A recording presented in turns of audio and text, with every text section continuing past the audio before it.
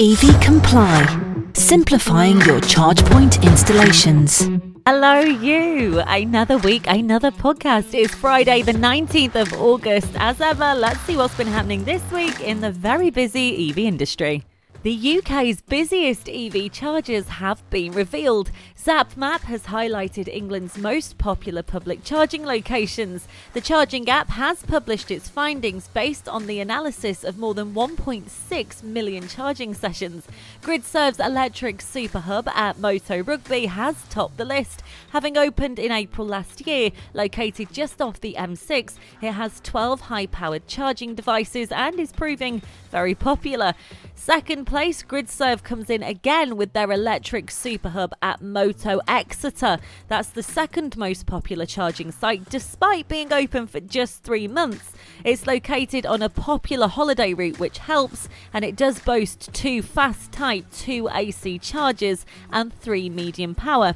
And finally, no, it's not GRIDSERVE. MFG EV Power have come into play. In Newington, they came third in the ranking. The London site is located just next to the A201 and it features 7 ultra-rapid chargers. So if you're planning on charging and you haven't yet been to any of those forecourts, I'd give them a whirl because they're proving quite successful and, more importantly, all the chargers work. In other GRIDSERVE news this week, Allstar Business Solutions Limited, the UK's leading fuel management and EV charging card company, did announce a new partnership with GRIDSERVE. The collaboration means that the Allstar One electric card is now accepted as the first third-party payment method alongside contactless on the GRIDSERVE electric highway. The partnership enables the Allstar One electric card and roaming cards that are part of the Allstar network, such as Minor Charge Pass, to have full access to GRIDSERVE's electric highway, including the 2 flagship electric forecourts at Braintree and Norwich, as well as their high-power electric super hubs and medium-power electric hubs that covers 85% of the UK motorway service areas. So there you go. You should definitely try the forecourts now. 54% of drivers want to switch to electric cars within the next 5 years, according to Centrica's Hive. The stance supports data collected via the New Automotive, which found more EVs had been bought in 2022 already than over the entirety of 2020. The EV market is continuing to grow, as we all know and love, and in July 2022 accounted for 11% of the market, with 11,240 pure EVs registered. In an interview given this week, Tom Rowlands, Managing Director of Global EV Solutions at Allstar Business Solutions, said everyone has been affected by the rise in energy costs, with the typical consumer likely to see yearly prices rise to £3,358 starting from October this year. But many fear that this figure could be higher if they own an EV and use it for work or just in their personal lives. Of course, the mainstream media reporting on the soaring costs of EV charging isn't helping either.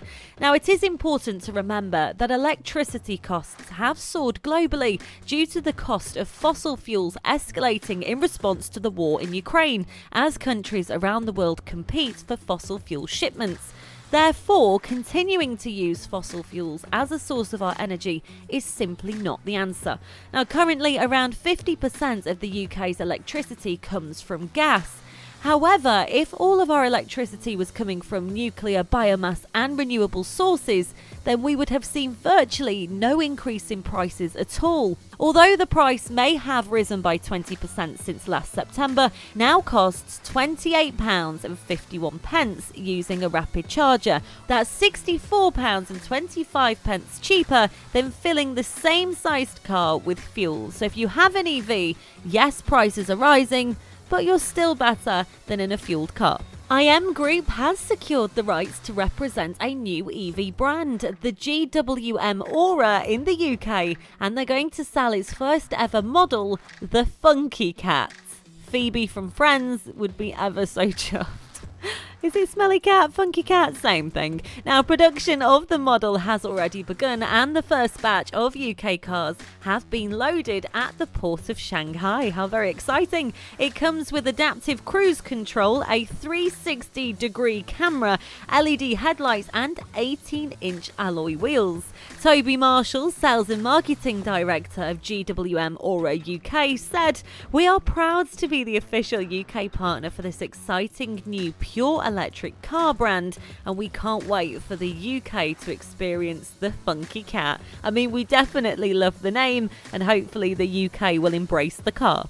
Speaking of funky UK cars, the first all-British EV has been produced near Coventry and will make its debut this week at the British Motor Show. It's called the Firefly Sport and it's been designed and built by Young Driver Motor Cars, and all of the components are UK sourced. Now, although it can fit in an adult driver, it has actually been created for drivers aged 4 to 10. Yep, children. Now, it's to enthuse a new generation of drivers about road safety and the growing importance of EVs, and you might as well start them young. I mean, for me, all I wanted was a yo-yo when I was younger. But if I had the option, I'd absolutely want a Firefly Sport. They look very cool. You can check them out on our EVComply social media pages as we've posted about them. EV Technology Group has secured a 90,000 square feet industrial lease at the historic Silverstone Park. The new facility will host the company's EV Centre of Excellence, which will allow the company to expand its manufacturing and assembly capacity.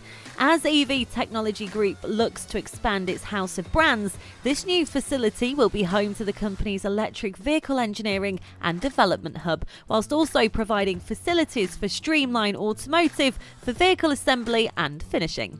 In America, more than $4.8 billion has been pumped into the electric vehicle charging industry this year alone. A combination of a rollout of announcements, debt financing, investment and acquisitions have helped, and this is just the deals that have disclosed financial figures. Bloomberg estimated that over 73% of investment in the public chargers that were put in the ground globally in 2021 went to ultra-fast charging. While the subsector continues to dominate investor funding this year, the whole EV charging supply chain is attracting investment. However, in the UK, new data shows that just 107 local authorities have successfully applied for money from on-street charging schemes. According to government data, there are currently 398 local authorities in the UK, meaning that just over a quarter have successfully applied for the scheme. The initiative gives civic bodies access to grants that can put towards getting and installing charge points in residential areas. The scheme is available to all UK local authorities to fund up to 60% of the capital cost of installing on-street chargers. It aims to ensure that drivers without access to off-street parking can still use reliable and affordable charging points. Up until April the 1st, the scheme had covered up to 75% of the cost, but still it doesn't seem to be one that's heavily adopted. Excitingly this week, BMW has revealed their quad-motor M EV prototype. The concept is testing the new MX Drive four-wheel drive system with an electric motor fitted to each wheel. It is a modified BMW i4 M50 basically, with an adapted body strut concept taken from the BMW M3 and the BMW M4. It's bulked up, it's got wider wheel arches to accommodate the motor, and overall it's got more of a fierce look. If you're into BMWs and you like your EVs, it's definitely worth taking a look. Britain could soon break free from its reliance on Chinese supplies, as a new deal is set to develop a secure and domestic supply of lithium for the UK's EV industry. Tees Valley Lithium, Europe's largest independent and sustainable lithium hydroxide producer, has signed an agreement with Weardale Lithium to establish an integrated lithium supply chain in northeast England. Under this new deal, the two firms will work together to create a battery supply chain industrial hub, which will also include the evolution of the potential for WL to supply lithium to TVL for refining. And finally, here at EVComply, we did a poll asking you EV drivers, do you believe the charging infrastructure is good enough to support EV drivers? 31% came in saying saying it's more than manageable, but 69% said it's a struggle. So that is all from me. You are now in this week's EV Know. Do be sure to subscribe to our podcast and stay in the know weekly every single Friday. EV-Comply.com. Click on pods and vlogs, and that's where you can gather more information. From everybody here, we hope that you have a fantastic weekend, and I'll be back with you next Friday.